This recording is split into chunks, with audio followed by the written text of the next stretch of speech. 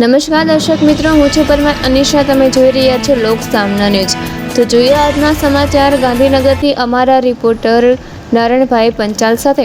ગાંધીનગર જિલ્લાના કલોલ તાલુકાના બોરીસણા ગામ સ્થિત સતગુરુ કબીર આશ્રમ સેવા ટ્રસ્ટ સંચાલિત સંત શ્રી કબીર આશ્રમ ખાતે સતગુરુ કબીર સાહેબની જેઠ સુદ પૂનમ જન્મ જયંતિ, સ્વર્ગસ્થ ધનજીભાઈ મૂળજીભાઈ રાઠોડની પુણ્યતિથિ તેમજ સ્વર્ગસ્થ જ્યોતિબેન ધનજીભાઈ રાઠોડના સ્મરણાર્થે ભજન, સત્સંગ અને ભંડારનું ભવ્ય આયોજન કરવામાં આવ્યું હતું. કાર્યક્રમનું આયોજન આશ્રમના મહંત શ્રી નરદેવદાસ સાહેબના સાનિધ્યમાં યોજાયું હતું. ડાહિયાભાઈ ડી રાઠોડ અને જશોદાબેન ડી રાઠોડ દ્વારા ભોજન પ્રસાદના દાતા તરીકે સેવા આપવામાં આવી હતી.